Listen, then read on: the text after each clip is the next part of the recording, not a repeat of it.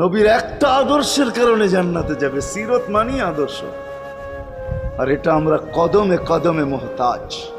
কেননা এই ছোট জীবনটা যদি গ্রহণযোগ্যতা পর্যন্ত পৌঁছাইতে হয় আল্লাহর কাছে, চাই নারী হই, চাই যুবক হই, চাই বৃদ্ধ হই, যেই মানুষই হই না কেন, যেখানেরই হই না কেন, যেই বাসারই হই না কেন, যেই বর্ণেরই হই না কেন, যেই পেশারই হই না কেন, যেই সোসাইটিরই হই না কেন, এই জীবনটাকে যদি গ্রহণযোগ্যতা পর্যন্ত পৌঁছাইতে হয় কার কাছে? দুনিয়া আলাদের কাছে না, মালিকের কাছে, যিনি এক ফোঁটা পানির থেকে অস্তিত্ব দিছেন, যার কাছে আবার আমাদেরকে ফিরা যেতে হবে।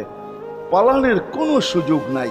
এই জন্যই কোরআন আমাদেরকে বোঝায় আইনাল মাফার। আল্লাহ বলতেছে কোথায় ভাগবে তুমি, বলো কোথায় ভাগবে?